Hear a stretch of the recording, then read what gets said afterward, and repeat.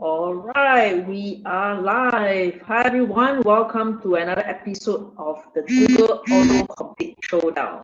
I'm Saudi, I'm a Thrive coach from FuelFit. So every week we will type in some keywords regarding health and fitness and see what is the most searched based on the autocomplete Google gives us. So this week we have how to sleep better. All right, okay, so I'm just gonna pull out my slides and very quickly. Okay, so honestly, for myself, I have no problem. Okay, I think I live a pretty active lifestyle and everything. So the moment my head hits the pillow, I'm gone. All right. Okay, so that's for me. I know that some of you may have issues falling asleep. Number one, or actually getting good quality sleep through the night. All right. So if you are one of these people, do let us know in the comments. All right. If you sleep well, type well. If you don't get good sleep, type bad. All right. Okay. So I know roughly who are the audience we have, and if you are doing a catch up, you can just leave a comment as well. We will take a look at it later. All right. Okay. So if you're here with us, don't forget to like and subscribe our channel and our page and our group. All right. And without further ado, let's take a look at today's topic. All right. Okay. So I think the first question is always why is sleep important in the first place?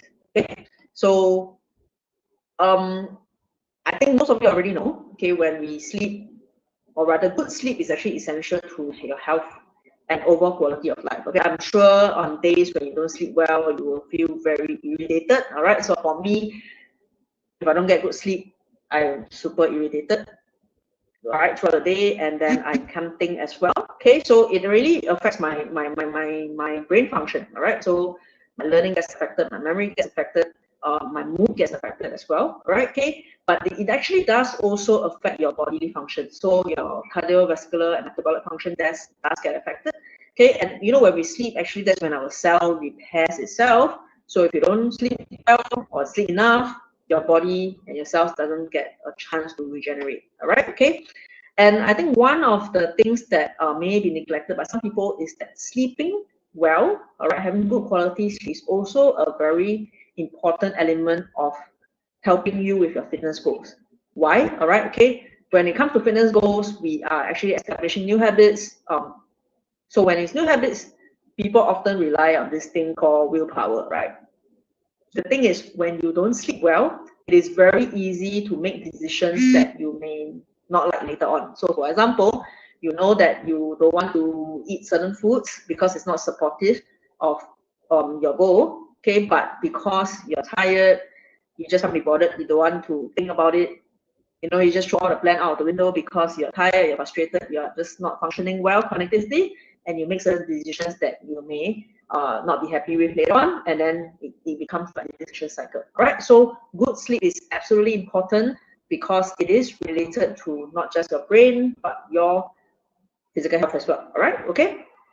Okay, so how many hours is optimal? I think for most adults, you will know that 7 to 9 is optimal. For children, you need more. As you get older, you may need a little bit less, but generally we aim for 7 to 9. All right, okay?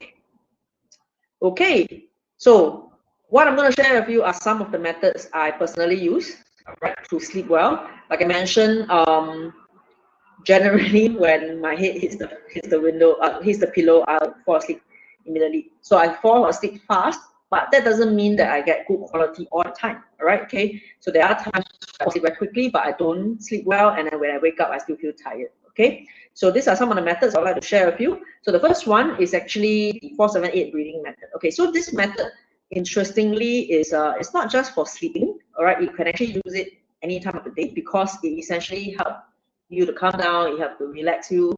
So if you're preparing to go on the stage, or you're preparing for something that's stressing you out, and then you are experiencing, I mean, even for the children who are going to take an exam, all right, this breathing method can be very helpful. All right, it's actually adapted from yoga. And how you do it, basically you inhale for 4 seconds through your nose, you hold it for 7 seconds, and then you exhale 8 seconds through your mouth. All right, okay, so very simply, okay, so this is this is basically the step. So the first step is you place the tip of your tongue behind your upper front teeth, okay? Then when you exhale completely, right, you want to actually make this sound, like a whoosh kind of sound, all right? Okay, exhale completely, and then you close your mouth so that you don't inhale through your mouth, and then inhale through your nose for 4 counts. Okay, you hold for 7 counts, and then you open your mouth, and then you exhale completely again, just like just now. You make a sound completely for 8 counts. Okay, and then you just kind of repeat everything for at least 3 more times, or at least until you are calmer. All right. Okay, so maybe something like this.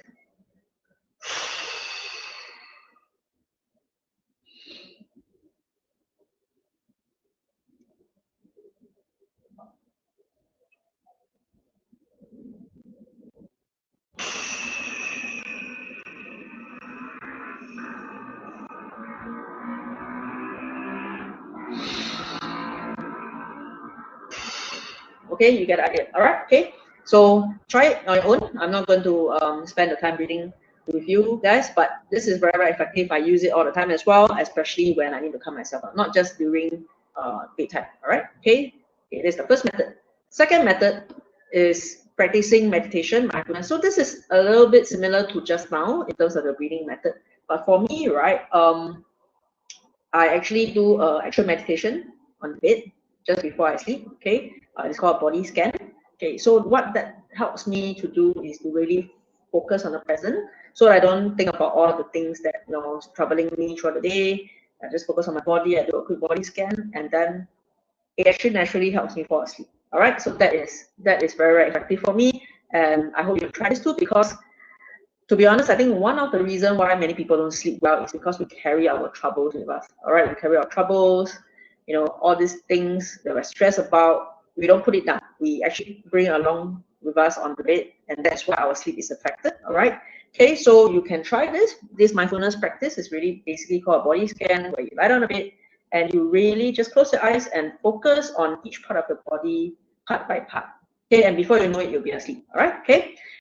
In fact, what some research has shown that when you do meditation, okay, it actually helps you to increase melatonin levels. Okay, I know some of you might have heard of this before, the melatonin supplement, which you may take to fix your jet lag, right? Okay, so this is something that is actually naturally produced in our body.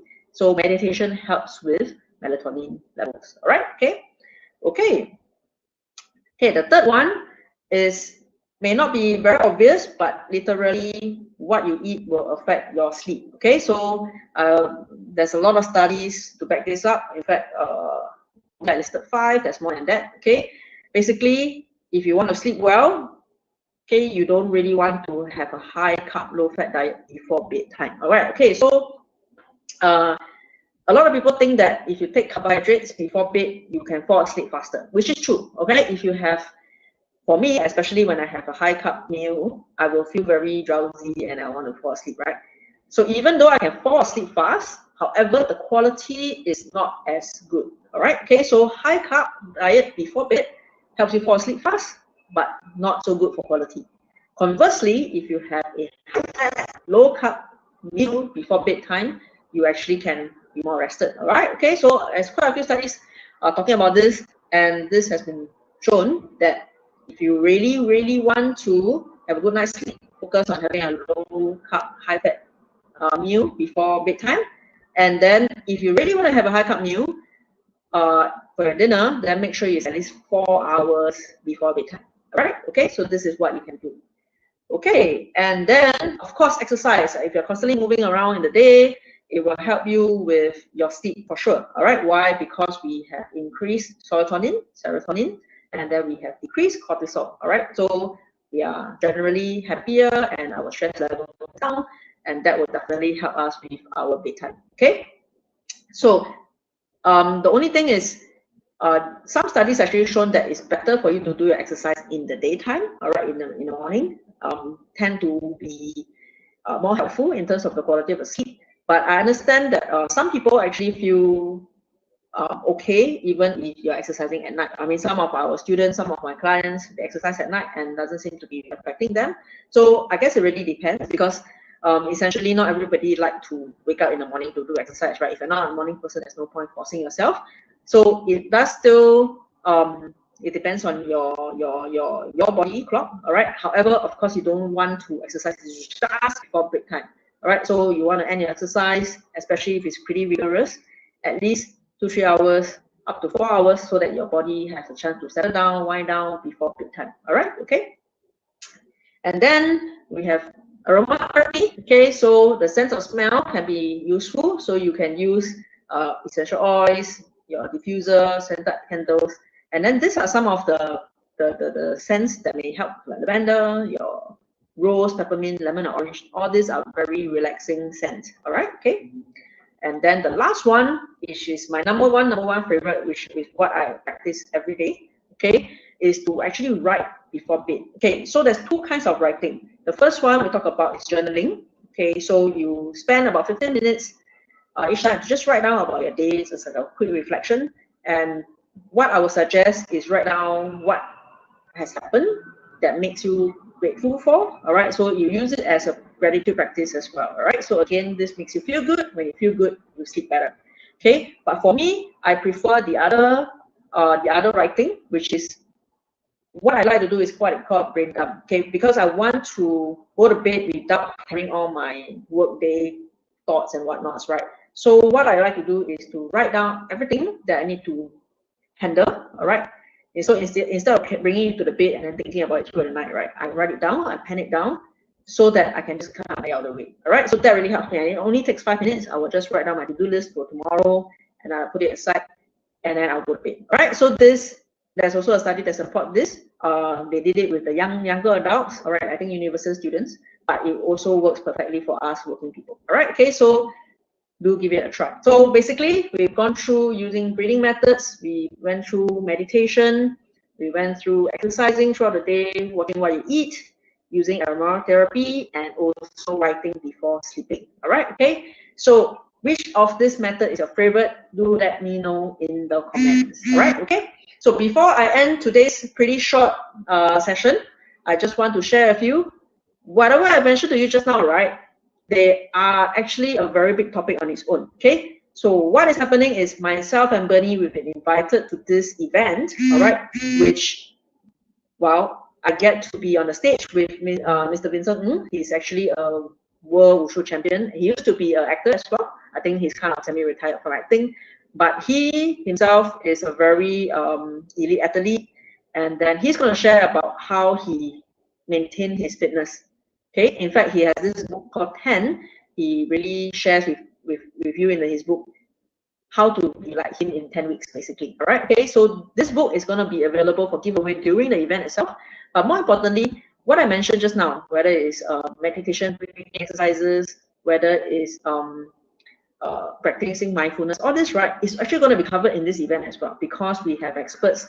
We have Phyllis, who is a breathing expert. We have Nicole, she's a aromatherapy expert. Okay, Satrine is a migraine expert, and Adrienne, she is a art therapy expert. All right, so all this are actually very helpful for your general well-being. Okay, then on top of that, of course, we have a fitness crew, which is myself and Bernie, and then we have James, Grace, and Vanessa as well. All of them have their own specialty. So if you want to find out, if you're a beginner, you want to know how to start. If you're over 50, you want to know how to start. If your main goal is really getting a very tiny waist, Grace will be the one to help you. All right. And of course, for me and Bernie, our focus is always about getting strong, getting lean, and being healthy. All right. Okay. So if you would like to join us for this event, you can scan the QR code over there, or you can go to the link bit.ly/effortlessfuelfit to sign up for this event. It's free if you want to join us virtually. All right, okay, and stand a chance to win the prize. Okay, and meet a star as well. Okay, so